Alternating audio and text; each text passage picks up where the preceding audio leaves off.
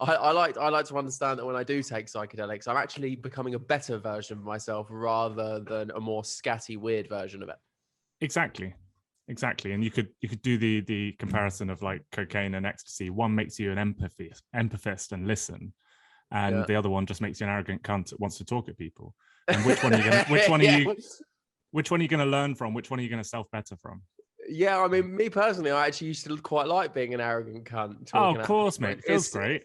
It was great. Yeah. But I guess that's why you then hate yourself for the next 4 days. Yeah, I suppose it's hard to hate yourself when you've done psychedelics and you're actually just loving on everyone and you feel really insightful. Whereas the contrast is that when you do anything else, you act like a complete arsehole, wake up and feel really ashamed of who you were. I know we're recording, but we haven't started, have we? Well, we just kind of start free flow, Tom. It just kind of goes. I mean, but anything can be cut, mate. So we're in the podcast. It's happening. We are actually in the podcast. Oh, for goodness sake. This is unacceptable. I've caught you off guard nice and early. You have. I know. It's an exciting one. I've been trying to nail you down. The legendary Tom Williams. It's been, for anyone listening to this right now, I've been trying to tie the legend that is Tom Williams down for, it's got to be 3 months now. I'm definitely not a legend. Mate, we can't start the podcast like that. You are a legend. You are legendary within Platinum University for sure. I'll take it. So tell people. So where have you been? You guys have pumped my tires. About the life of Tom Williams. This is the Platinum Podcast. Tell us about the life of Tom Williams. What have you been up to? Where are we going to start? Or are we? I mean, we can go right to the beginning, or we can talk about. Well, we can go straight to the uterus if you want. If that's the starting point that you want to go with. The formative years. Swimming around. Yeah, I mean, the formative years. Tell us about Tom Williams as a child. Let's start there. What kind of boy was Tom Williams? I think it's a great place to start, to be honest. Things weren't looking very good, Joe. I mean, I was living with my, single mum, alcoholic, and I was the fattest kid in my school, and I was also bottom of my school. People always say, how fat were you? It's really hard to substantiate how fat I was when I was 12 because weight doesn't really mean much. So I always offer the example that I could hold the entire contents of my pencil case in my rolls. I'm talking HB, I'm talking protractor, a lot. So Tom was a big boy. I was a big boy, man. I was a big boy. I'm picturing the Michelin Man right now. Yeah, and my nickname was Bum. And I literally had to move to South America at 28 to shake that one off. And I'm still bum when I come back to the UK, so I don't spend much time here. And yeah, to add to all of that, I came bottom of my year in all my grades. So it really was looking pretty poor. My dad gave me the McDonald's chat, all your mates are going to leave Portsmouth and you're going to be left here. You're going to have to really pull your finger out, son. No, no one wants to be left in Portsmouth. No one. Ever. That's not. Is that where you're actually from? Yeah, born and bred. Oh my God! So only up the road from me. You're a Bognor boy, aren't you? Well, yeah. I was born in Chichester. All right. Okay, Chai. Yeah, Chai. I've spent far too much of a really misspent youth in Bognor Regis, and that's not good for anyone's soul or anyone's development. I know that much. Sunniest place in the United Kingdom, statistically. Hey. Is that statistically true? Well, I would need to fact check it, but yes, I have read that. I suppose that's only really relevant. It's only really relevant if you spend a lot of time outside and not in dingy little basements being a degenerate, I suppose. I'm gonna have to go back and listen to your podcasts. I'm speaking for myself, by the way. I'm not inferring this is what you would have been doing, Tom, obviously. No, it's far more refined in Portsmouth. Oh, of course. Well, I don't know. I don't know. Not. Portsmouth is an interesting place to say the very least. I feel like things have changed a little bit for you now, Mr. Williams. I don't feel like you spend much time as a degenerate in Portsmouth. Tell us first of all, what you've been doing over the last few months? What does your life actually look like?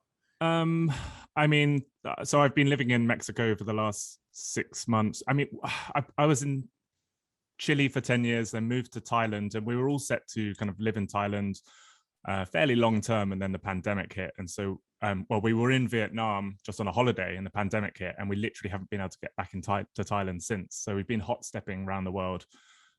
We did a bit of time living on Mallorca, and we went and lived in Koh Lanta Lai in southern Thailand for a bit when things started kicking off with Platinum, which was very exciting. And then moved to Mexico, and I guess being semi-nomadic. I run obviously this side of my life, the financial aspect, but I wear a very opposing, polar opposite hat of running a adventure travel company of desert island survival, and I have a team of VAs help me with that as well. So I guess I'm able to have that sliding scale of time that I'm applied to each project. You're not your normal investment guy for sure. There's not many investment guys that are like, I like to spend most of my time on a desert island by myself, not talking to anybody. And to be honest, I felt really uncomfortable initially. Like, I'm trying to project myself initially as this purist desert island survival guy who's all about bushcraft and immersion in nature. And finance is kind of the opposite of that in many ways. It's quite an ugly topic to some degree. It preys on the worst qualities of humanity in some aspects, but it's also, it's the Swiss Army knife of our modern life as well. And I think I've come to terms with having this kind of yin and yang existence of, immersion in nature and desert island survival and finance. And they're really opposing. And I think they kind of give balance to my life. And I quite like that I could dip in from, that they kind of leave me in the middle with some balance. So I'm kind of cool with it now. Yeah, no, I'm totally with you. Like, I'm kind of in that space. Like, I love entrepreneurship. I've been an entrepreneur my whole life, but at the same time, I like to walk around Bali barefoot and connect with the earth, Tom. Yeah, man. I like the simple thing. Feel it under your feet. I need to backtrack. So I need people to understand. So when you say your financial background, let's dip into that. Because so for anyone that doesn't know, you're obviously in charge of the stocks and investment side of Platinum University with absolutely epic results, by the way. Just got to chuck that in there. Shameless plug. Tom Williams is the man. That's why he's the legendary Tom Williams. Can you tell me a little bit about your financial background and how you got into that space? Yeah, I guess we did veer off very quickly from a fat Tom Williams to suddenly running a desert island empire. It's not an empire, let's be honest. It's a sandcastle, a really big sandcastle, a shoddy sandcastle. It's doing all right. No. So I initially worked in. I don't know how much to go back through the story, but I'll go straight to the finance piece. I worked as a financial advisor in Chile, in South America, for 10 years, building investment portfolios for lots of different people of different walks of life, like multimillionaires and teachers and everyone in between. And so I had 10 years of just, I guess, understanding the nitty-gritty of the financial world, and how to build balanced portfolios and how to identify investment opportunities. And but there's only so much that takes you in one direction. And I think since joining and working with Platinum, it's actually propelled me to go far deeper down many other aspects of finance that I wasn't really forced to pursue. I was just formulaically building portfolios and looking for some investment opportunities. But now it's so much more about helping individuals with their investment philosophies and teaching discipline and understanding, the dangers of things like lifestyle inflation, spending more money as you earn more money, distinguishing assets versus liabilities and all this kind of aspects. And also just, so many people try to get rich too quick and use leverage and blow out accounts. And I've been there myself, don't get me wrong. And the most important thing with these things is that we learn from our mistakes, that we are analytical and we take on that data and change. If you don't change, you're not developing. And so I guess I'm going on a bit of a rant, but that 10 years gave me some kind of foundation. But it was very different in a way to what the last year and a half with Platinum has allowed me to develop in the finance world. Yeah, I get it. So what was it you found what were the biggest lessons that people that have no understanding of the financial world really need to learn? I hope you guys are enjoying this episode of the Platinum Podcast, brought to you by Platinum University, the real life school of mindset, online business, and financial independence. Platinum University teaches you everything conventional education didn't. we're helping thousands of people create multiple passive income streams that create more money, time, and freedom. We literally guide you through every step of the process with the help of our in-house experts and our powerful, like-minded community groups. To get 35% off your monthly subscription and permanently lock in the discounted price of $39.99, and also get access to all of our mindset, Forex, dropshipping, stocks, crypto, network marketing, and Airbnb content, visit the link in the description to join. The principal difference between wealthy people and impoverished people really is assets and liabilities. And forgive all the people that have sat on my webinars and heard me drum this in time and time again, but an asset is something that typically will appreciate over time. So we're most comfortable with houses. We know that all our parents who have had houses, that's been the bedrock of their wealth. It's grown over their lifetime. But assets take many forms. So you could have stocks, as in equities in companies.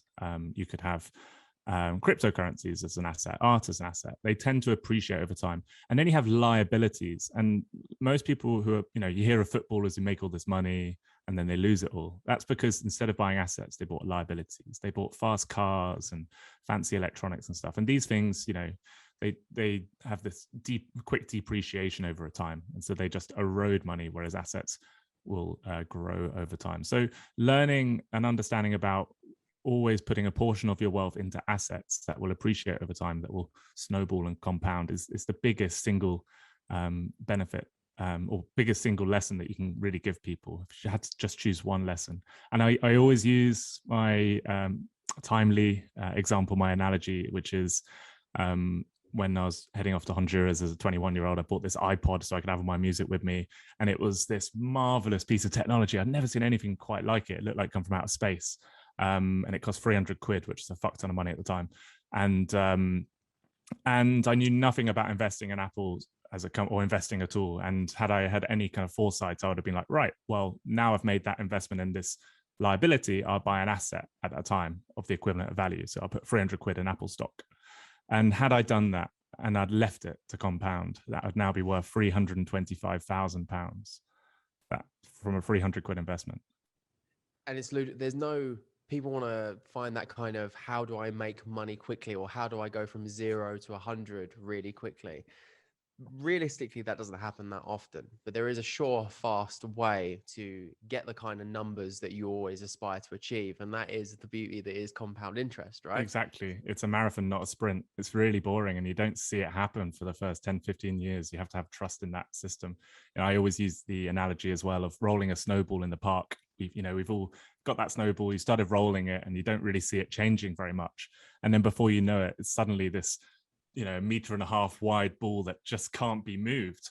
And it's that, that last final few years of interest earning interest, that compounding effect that makes the big difference. And that's why, people are encouraged to start saving young and putting a little bit aside and stick with the process. And if you stick with that process over time, it takes time, sadly, but if you do it, it gives you that financial independence and that growing of wealth. And that's how the majority of people build wealth.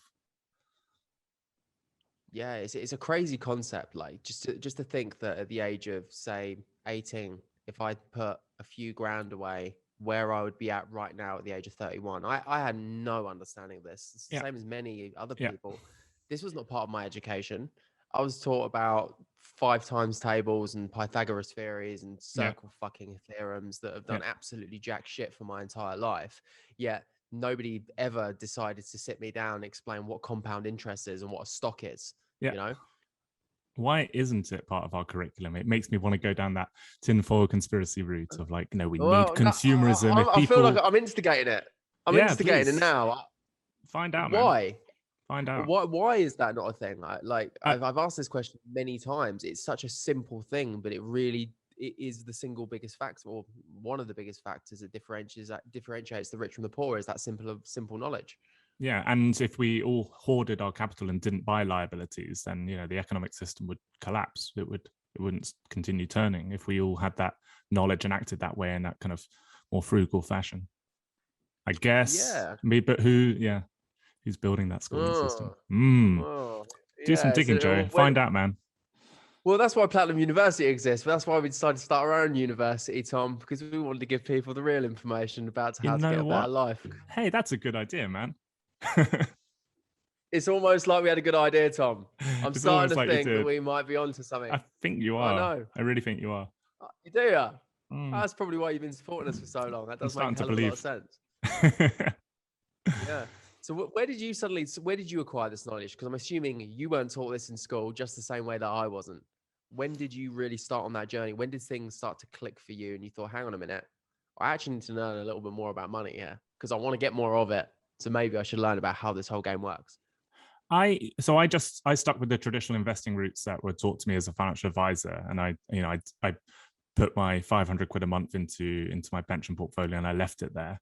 But nothing. I honestly attribute Platinum University for helping me dig deeper and understand more. And only really in the last 2 years have I felt like I've got a far broader and deeper understanding of these fundamental aspects of investing. I think I pride myself on, and I want to offer value to people. I always want to give the level best information that I can provide, and so I always will just go deep into research. If I feel a great responsibility to look after people, I guess, with this information. So yeah, it actually forced me to really go deep into it, and I started like putting like 5-10 hours a day in lockdown into learning much more about this, to be honest. So it's your doing, mate.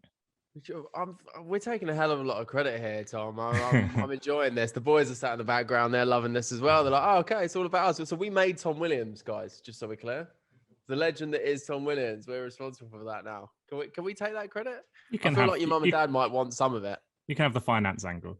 Yeah, we can have that little piece. That little piece. So what got you? Because now you start with the traditional stocks, and now you're all over the crypto as well. What drew you in? That's kind of thing that really gets me, because I feel like, from my point of view, stocks is kind of put forward as this high risk danger thing. Did you have an interest before you became a financial advisor? In stocks, not really. Cryptocurrency. Cryptocurrency. I was lucky enough to just be in the right place at the right time, talking to the right people. And, I guess that comes back to one of the mantras we purport at Platinum, which is surrounding yourself with successful people. And you are the product of those, the 5 people you spend the most time with. I was just lucky to be hanging around with the right people who were like, hey, come around my mate Adam's house. He's selling Bitcoin.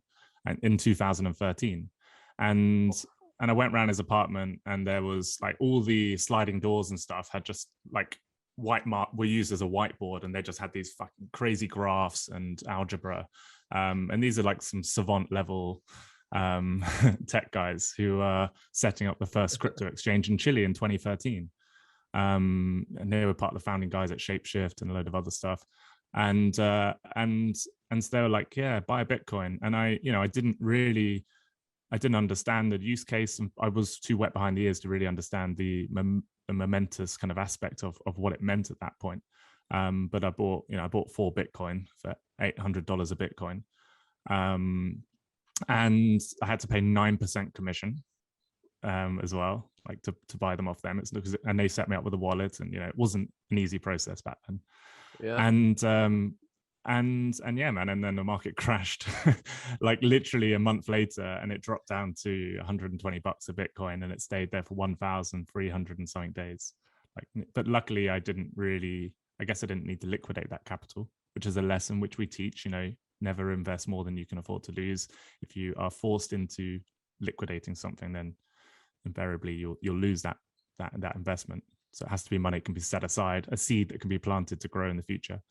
And then suddenly my mate, literally like I've been asleep for 4 years, and my mate Todd, who had introduced me to Adam, was like, dude, we're doing an ICO. I was like, what the fuck? And it's like, we're doing an ICO. We're buying QRL, the first quantum resistant. I was like, all right. Okay, cool. Yeah. Quantum resistant. Yeah. And so we bought I exchanged 2 Bitcoin for this QRL, and then he's like, you've got 180,000 of them. I was like, okay.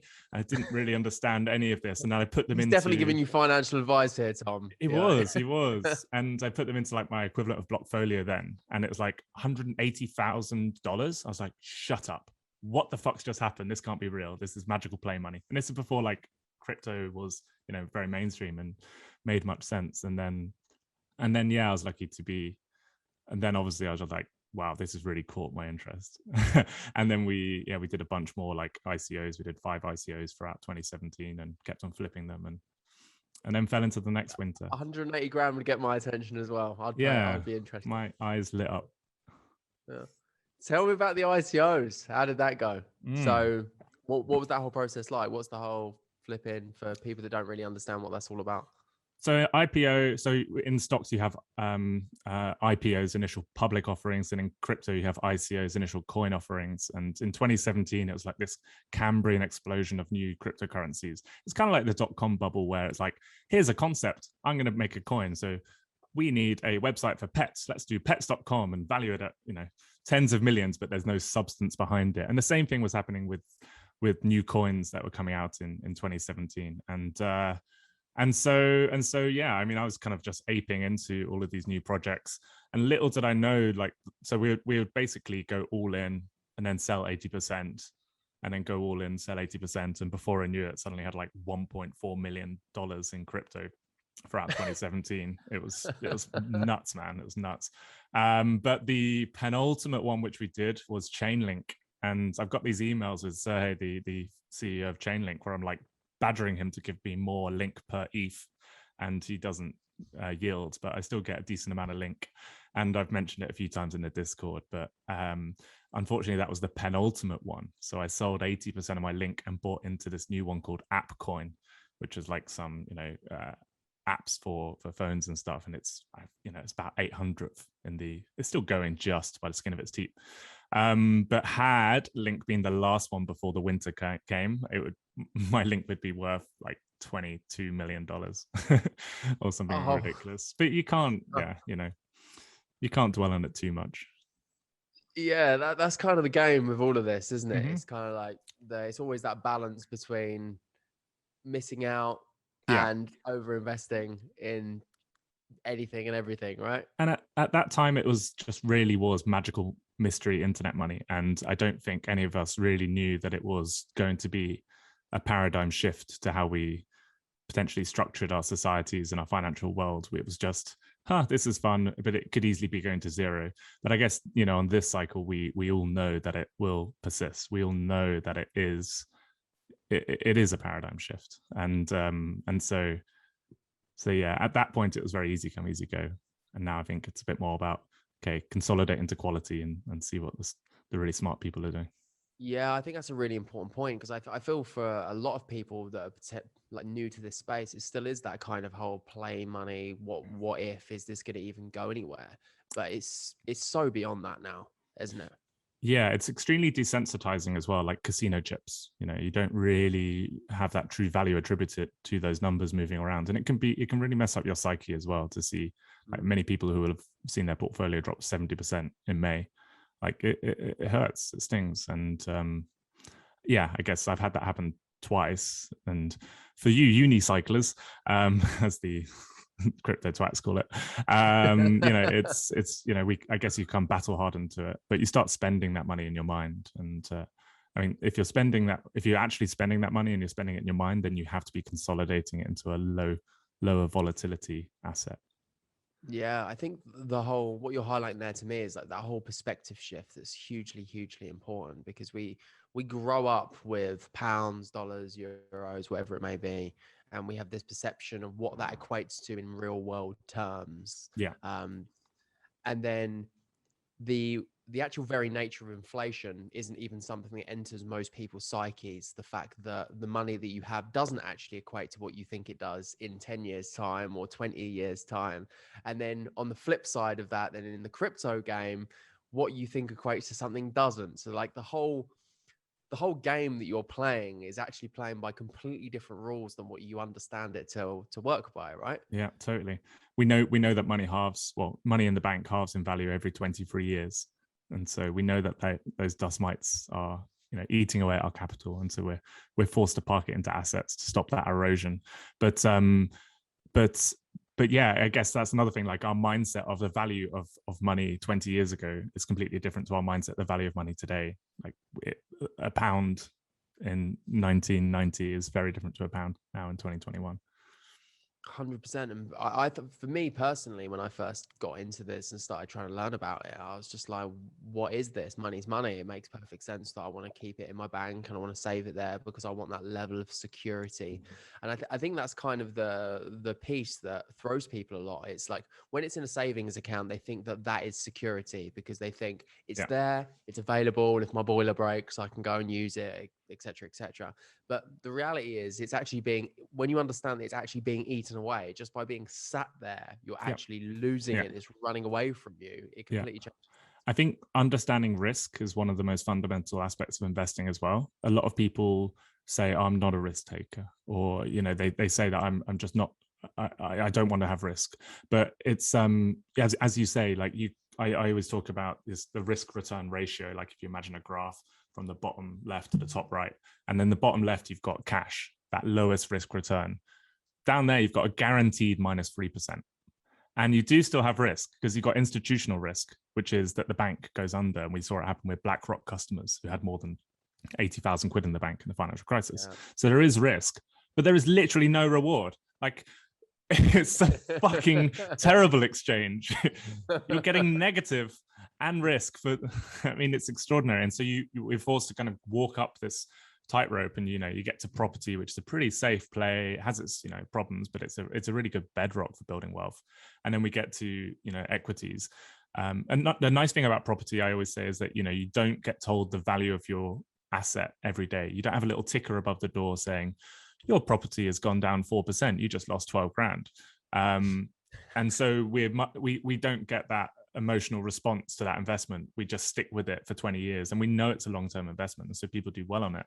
But the problem with stocks, and even more with crypto, because they're open 24/7, is that we see the crashes, we see the numbers change, and that forces people who were, they had that strategy, they know what they should do, but their emotions get twisted, and you start to make decisions based on your emotions rather than your mindset and your strategy. And so you make a decision out of fear or a decision out of greed, and that takes you off the path that you should be on. And so anyway, so building wealth is about risk, and it's about strategic risk. It's about having a appropriate amount of investment at different aspects, different levels along that path, like a bit of property, a bit of equities, a bit of cryptocurrency. And it's also matters so much like how old you are, when you need that money. And it's all about de-risking over time. Like, you've got to, if you're all in cryptocurrency, your balance is flipping around 30% a week. And that's not cool if you're about to retire tomorrow. So, you've got to take that volatility out of it. You've got to de-risk over time. And I'm using so many of my catchphrases, but the only time you need fixed interest is when you need Viagra. If you're approaching the finish line of your working life, then you need to start like considering those options. But fixed interest before 50, just like cash, is it's dead money. You need to start considering when you want to cash in your fund tokens, and if you need Viagra, that is your time to get the fund tokens in right now. You're running out of time. And people are always I get people trying to persuade their parents to buy Bitcoin and Ethereum. It's like, I just don't know if that's the right asset class for a 65-year-old. Yeah, maybe. I suppose that makes sense. But if if it's legacy money that you're leaving for your family, and you don't need to liquidate it for your retirement, then sure, that's fine. But it all depends. And this is why you can't give financial advice without knowing the full picture. Like, every single person's situation is different. This is why we do one-on-one calls. This is why we're very, resolute about not offering true financial advice, because you have to have that picture. You have to know people's circumstances before you can understand what is an appropriate investment. And it even can come down to risk tolerance as well. Like, there's a thing called the ulcer index, which is how many mouth ulcers you get from from that portfolio. Like some people psychologically can't deal with that volatility, and it will stress them out, and that's more detrimental than the financial gain. So you know, there's lots of things to consider. Yeah, that's a really interesting point. Yeah, because I suppose I've spoken to a lot of people. So one reason I don't bother, I have no interest in trading whatsoever, like kind of like day trading or anything. I care about investment, but I'm not interested in day trading. And it interests me from a TA perspective. I like the idea of being better at reading charts and being able to predict outcomes, etc. But when I look at it, I just have no interest in spending my time, because there's the gambling part, the gambler part of me that knows that it would enjoy just playing around with those numbers. Totally. I'm exactly the same. I've done it, I've lost, and I've learnt, and I've changed. And like watching this, watching Ethereum break yesterday with the IP 1559 and seeing these technical levels, and I spend way too much time looking at Ethereum charts. I know I could get some really good trades in, but I also know myself, and I know that it's, as you say, it's going to need that pound of flesh of stress and worry, and it takes away at your sleep and your happiness, and it's just not an exchange I'm willing to do. Only a few people have that correct mindset. I think you almost have to have I don't want to say a lack of emotion, but you have to be able to control your emotion. You have to be a psychopath, a raging, a soulless psychopath. Is that what you're saying, Tom? Basically, that's exactly what I'm saying. You can quote that, stick it on a meme. I feel like and I put paraphrased it. I feel like that's exactly what you said, Tom. That's going to be on Instagram tomorrow, isn't it, with my face? Tom said traders are psychopaths. Ruthless, they eat children, they don't give a fuck about anyone. Yeah, that's what Tom said. What's your thoughts on Bitcoin, Ethereum? Where do you see these two going? What do you think the future looks like? Yeah, I'm definitely much more of a Ethereum maxi. I don't like the tribalism. I think the two coexist, and the two both represent excellent use cases. But for me, I think it's really hard to for those who like, one of the nice analogies I like is that Bitcoin is gold. It's just a store of wealth, and Ethereum is now effectively gold. Some would argue differently. It's a store of wealth, but it's programmable, so we can code on it. And 95 of the top 100 cryptocurrencies are built on Ethereum's programming. They are built in this programmable gold, and so it makes me look at Bitcoin as kind of inert, and that it's, maybe we can build DeFi on it. All these things are uncertain, but Ethereum we can now, and we have 90% of the developers in the crypto space use Ethereum, and so you have this network effect of people, and that's one of the most powerful aspects when looking for investments. You look for network effects, and that gives it a moat for me ahead of everything. Polkadot could be a better blockchain solution, but if you have that head start of a network effect, it may never ever be able to catch up. It may do, but for me that head start is massive. So anyway, I see I guess that Bitcoin is a bit more trustworthy, a bit more secure, because it doesn't. The team behind Ethereum effectively, with enough backing, could make changes, but that doesn't really exist within Bitcoin. And so for people looking for ultimate store of wealth, ultimate stability, Bitcoin's going to be that choice. And that's going to come with companies wanting reserves and maybe governments wanting reserves. But Ethereum, for me, the use cases are just head spinning. And I've put most of my Bitcoin into Ethereum now. I can just see it. I can see it flipping it and some. I think as and when it does flip it, that scares me. That destabilizes the pack of cards quite a lot. I don't know what we do with that. But yeah, I'm bullish on both, but more bullish on Ethereum. No, and what else interests you in the crypto space right now? Where's Tom Williams' attention at? So I'm big in DeFi. I think DeFi changes the world, but I also feel like DeFi is where we get the most resistance from.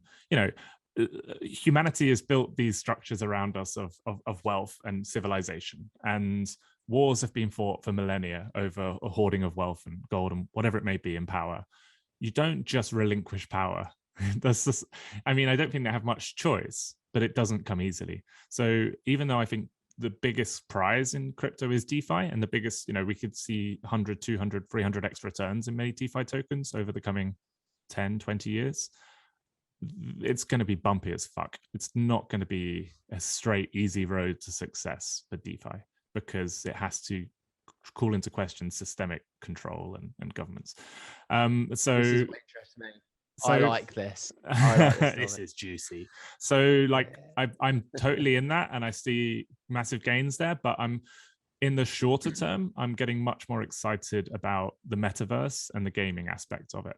I think that's almost like our under the radar spy that allows crypto to thrive and to be adopted very, very, very quickly, particularly also because it's more accessible and fun. DeFi is still a bit mythical and challenging, and only kind of for the, for that, I guess, the hardcore crypto people. But people Axie Infinity, some people don't even know that they're using cryptocurrencies. I imagine, like it's effectively allowing this evangelical adoption of cryptocurrency under the radar, under the guise of governments. Governments aren't like, oh fuck, everyone's getting into cryptocurrency. They're just like, they're playing a little Pokemon game, bless them. And I think, for me, that's how we see like mass adoption happen quicker, really quick as well. And I think, that's where we could see, for me, that's where I'm positioning myself for the highest potential returns in the second half of this year and moving forward. So for people that don't really understand, explain what the metaverse is. What is going on in this space right now?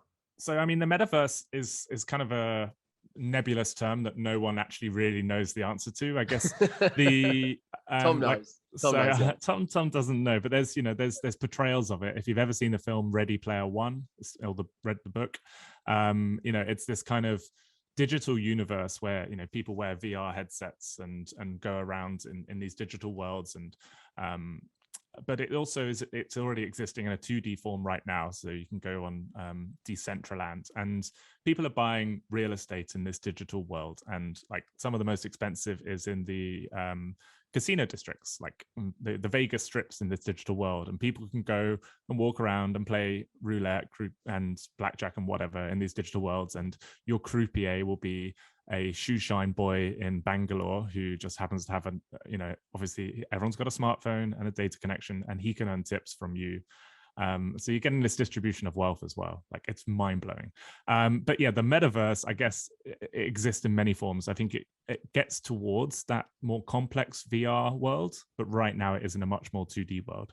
And what's really interesting is that, like, Facebook, obviously they're a social media company, but they recognize that longer term, they have to be a metaverse company. And so in their earnings call, they just mentioned 25 times that they plan to transition from a social media company to a metaverse company. And they want to build the centralized metaverse, effectively, the Facebook metaverse, which will be really easy for people to get into, but will not give you, your own data, and, everything that you build on could be taken away from you because it's on Facebook's land. And so there's this kind of interesting, you'll have multiple metaverses, multiple universes effectively, but you'll have centralized ones run by Facebook where it's all accessible and easy and I guess cheap. And then you have decentralized ones built on Ethereum and the like, which, you have ownership of. This is, it's just like a mind-boggling concept. It's mental in and of itself. It's like you're buying something that doesn't exist in the real. Well, what is the real world? This is what's. Yeah, I know. I agree. The land ownership in that also blows my mind, that people are paying millions of dollars for digital land. It's nuts. But also, like, the centralized versus decentralized aspect's really interesting, because you think about, like, you build your Instagram profile or your Twitter profile, and James had it. Like, tomorrow, the centralized power, Facebook, behind Instagram said, no, I don't like that. I'm going to turn that off. And what what represents wealth and value to you has just been taken away from you by the powers that be, because there's a centralized power behind it. And so what's beautiful about cryptocurrency is that we can build a decentralized world where no one power can choose whether to turn something on or off. And so right now they're building the decentralized Twitter, for example, on Ethereum, that will, allow people to have ownership of their digital property rather than a centralized company having ownership of that digital property. So this is the thing that really interests me, because I'm not a big fan of government. No. I'll put it out there. I don't like governments. I don't feel like they always have our best interests at heart. So fuck it. That's how I feel about it.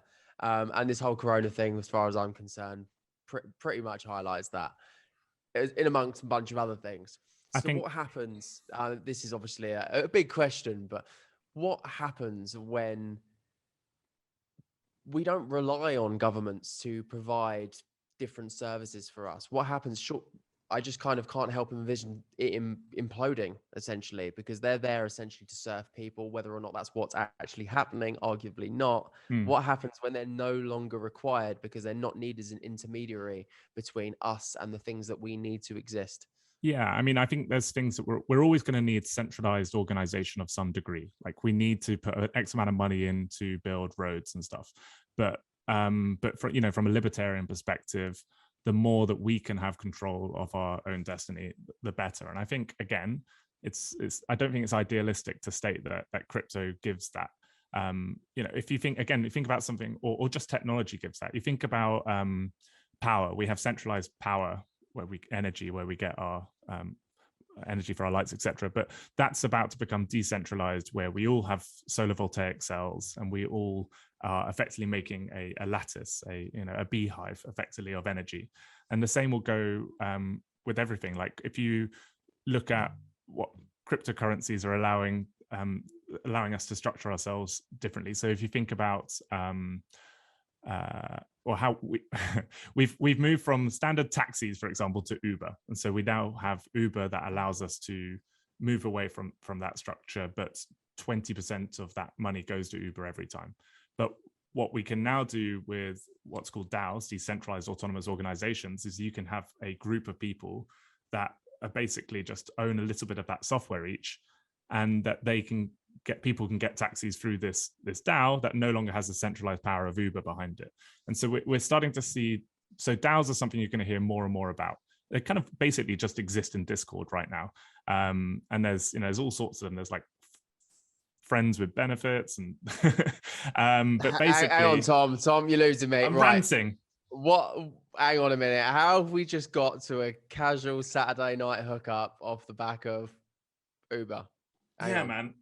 Pull me back. Right, DAOs. So I've actually heard this term before, and I was just like, yeah, DAOs. I'm going to look that one up later. Didn't do it. But now Tom's here, and he's going to explain a little bit more about I'll try and explain like a 5, but I'm still going down the rabbit hole deep myself. But basically, it's kind of like organizing people where we all have a vested interest. So Platinum University could turn into a DAO where we all have to buy.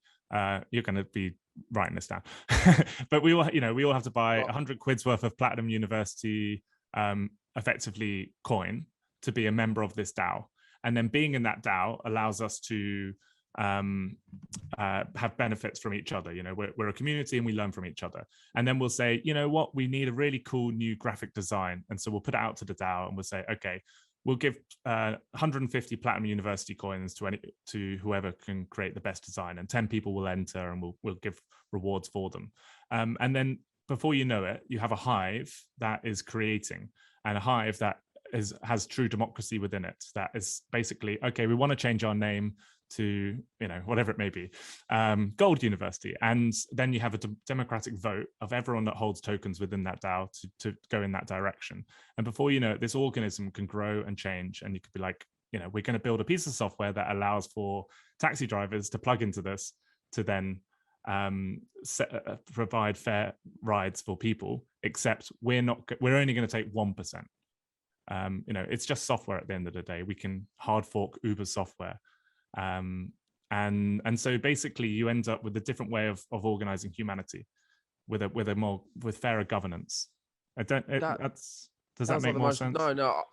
Yeah, no, it makes a lot of sense. It becomes like a biological entity by that point, doesn't it, really? Because it's not like you're, okay, on the 4th of July, we're all going to do this vote about that thing, and then somebody's going to be in charge of it. It's just like this kind of ever growing, ever developing entity that's growing. Totally, man. Centralized power's legacy. This is the future. Yeah, and there is no obstruction to productivity, to growth, to evolution. It is evolution in a package, is what you're telling me. I mean, and the speed that we can evolve with that, rather than having these incumbent systems that are extremely slow to change, the speed that we can actually progress as a species through that kind of structuring excites me a lot. Yeah, I mean, because technology in and of itself is just accelerated, isn't it? Like we're experiencing the compound interest of technology. Like the way Yeah. things are just going is just it grows exponentially every single year. When you add something like that, you take away all of the obstructions of governance, of the time it just takes to communicate different ideas and then kind of arrange everybody just in a Yeah. logistical sense. I mean, if you just look at political systems, how retarded they are now. Yeah, They're just completely. not really built. They're built in a time when people are running around on fucking horses delivering messages, and then this takes all that out of the equation, right? Yeah, like regulation cannot keep up with technological change one bit.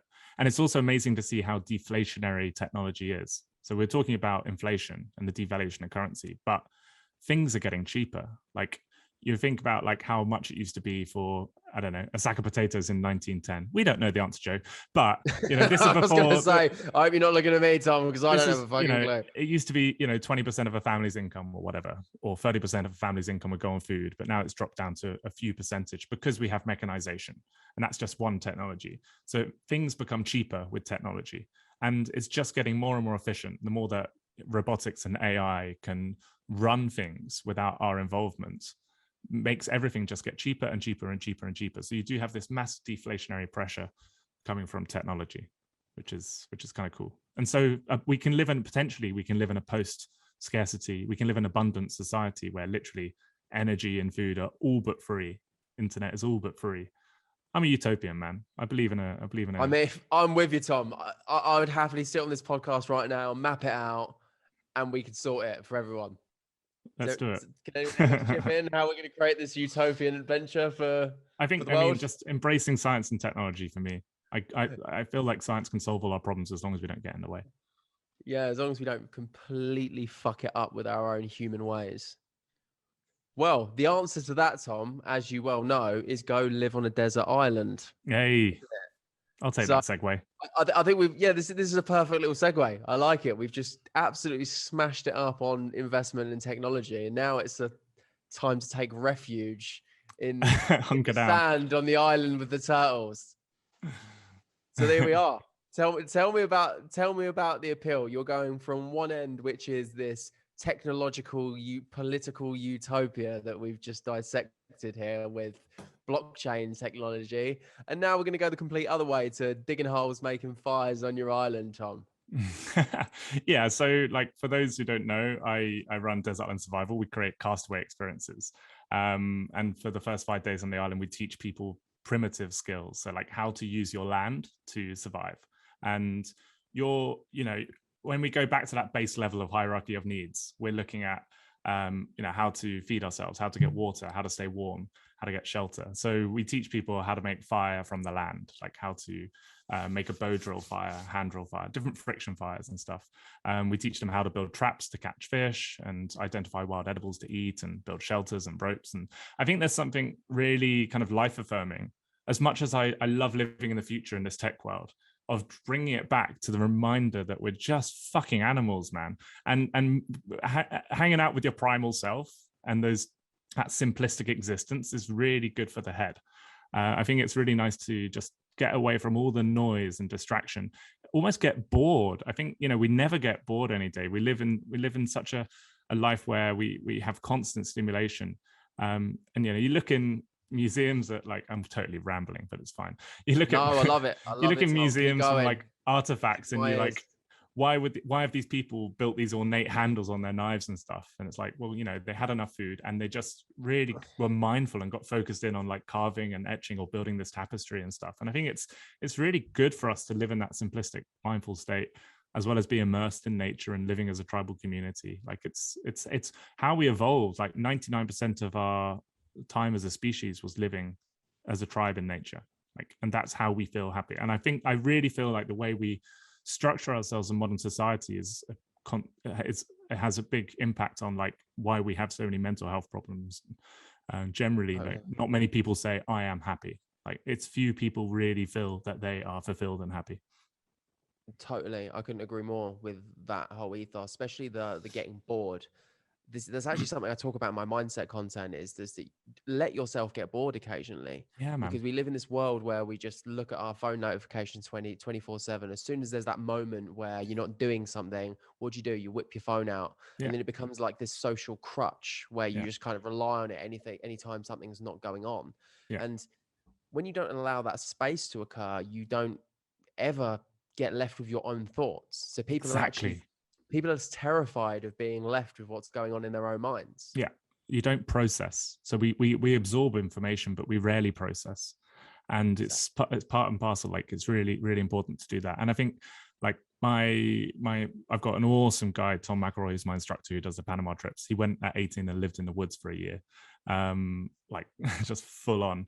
But he was saying like he learned about that petulant brain that's, you know, wanting stimulation and entertainment, and then came to overcome it and find comfort and solace just hanging out with himself. And now he's like, you know, I really am my best friend. I can always entertain myself. I'll go and find some clay, or I'll start weaving this. And he's just like, I just love hanging out with myself. And I think having that affirming reassurance of like, I am my best friend and I can't ever really be bored is, yeah, it's good grounding stuff. Yeah, it creates that kind of space of non-attachment, doesn't it? That's sort of spoken about in every kind of meditative, every kind of spiritual practice, that non-attachment piece, because you're just happy and content in being yourself. Exactly. Which most people aren't. It's the Buddhist fundamentals that seem to be constantly revisited as actually the best solution we have to finding fulfillment and contentment and happiness. Yeah, what if I do this thing? I mean, every now and then I just feel this overwhelming urge just to fuck off into the wilderness, go and make a fire, not talk to anyone, turn my phone off, and I feel like I need to do that. And I feel like that's a really magical place, because I spend so much of my time, same as everybody else, absorbing information left, right, and center. But it's only when I actually take a break from absorbing and I just kind of sit with myself that I'm able to synthesize all that information and formulate it into something that's actually fucking useful. Totally. You know, totally. I have like decent ideas. Oh yeah, this might be a good business idea. Oh yeah, this, you actually need some perspective on what's going on, you know? Yeah, exactly. And we also, there's a phrase of nature deficit disorder. We've all heard of attention deficit disorder, but NDD. And like, you know, we live these busy lives where our cortisol levels, our stress hormones and stuff are high. And then when you get into nature, like they've done countless studies, blood samples, and you can see that these levels go down quite dramatically. And there's also like, this amazing study of these people that had like a gallbladder surgery, and they had 50% of the patients have a view of like a wall of another hospital, and then 50% had forests. And in 100% of the cases, the people that had the view of nature they healed better, they're quicker. Mental.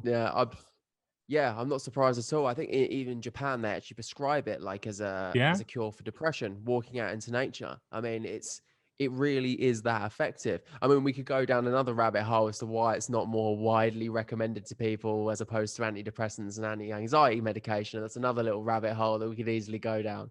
Yeah. You don't get, I suppose there's not a lot of money to be earned by recommending that you go down the fucking beach and just chill out for a little while, is there? Exactly. When can I come on the desert island? Right, this is I've mentioned this before. I really, really care about it. There's that primal urge in me needs to just sit and make a fire. And I actually also want to be more competent at bushcraft, because right now, if shit was to hit the fan, I would die.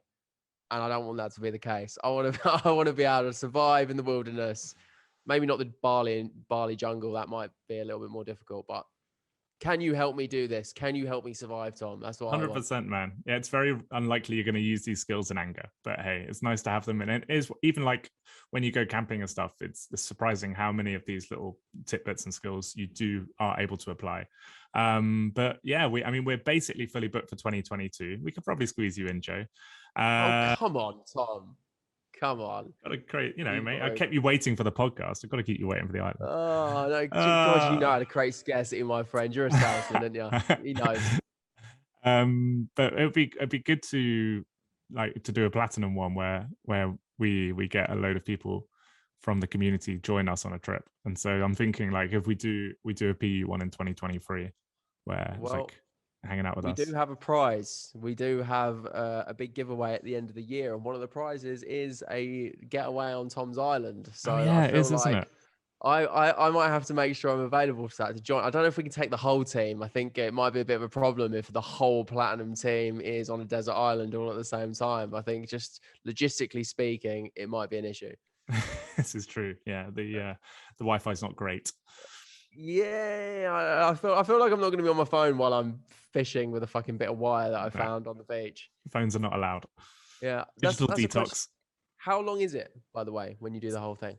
So it's a 10-day experience, but the first and last day are in a nice hotel. It feels like a 10-star hotel when you get off the island. Okay, and then it's 8 days in the middle on the desert island. So the first 5 days of training, sleeping in hammocks, having your food provided for you. We pass around a bottle of rum. It's like a really fun, engaging time, learning the skills. And then the final 3 days, shit gets real. And you basically have a machete, a ration of water, a satellite phone, a medikit, and you have 3 days to implement those skills and survive. I mean, worst case scenario. I mean, you could do a water fast for 3 days. You won't die. Exactly. 3 minutes without oxygen, 3 days without water, 30 days without food. There you go. So there's not even any real concerns. I've had people try and sit it out the final 3 days. Like, why are you here? You're on the wrong desert island survival show. I mean, the Q's in the name. It's not called Desert Island Luxury 5-star Resort, is it? It's called fucking Desert Island Survival. Pick up your knife, go make a fire, and go and eat a lizard. That's your job. I want in, Tom. That's a really important thing. That's the key takeaway of this podcast. We've talked about really important financial stuff. There's really good education for people that don't know. But the most important takeaway is put me on a desert island and just give me a knife and teach me the skills, Tom. Yeah, man. I look forward to all our chats around the fire. It's going to be a lot of fun. I love it. I think that's an epic point to end on. Can you tell everybody where they can get more of Tom Williams, where they can find out more about you and all the magical financial advice and guidance that you're giving? Well, I mean, the magical financial advice lives only on Platinum University, but Desert Island Survival is desertislandsurvival.com. I've just dusted off my Twitter, TWilliamsB. I don't really tend to. I haven't really been using that, so and I am on Instagram under Desert Island Tom, but I don't really engage too much in social media. But yeah, I think I'm on all those places. You think that's? I think you're I on am an island, Tom. In the metaverse, mate. In the metaverse. Is that where we find you? Yeah, just hanging out. Beautiful. Thank you very much, Tom. Thank you for coming on, my man. It's been finally got you. A pleasure, Joe. I've really enjoyed it. Quality. This is the Platinum Podcast.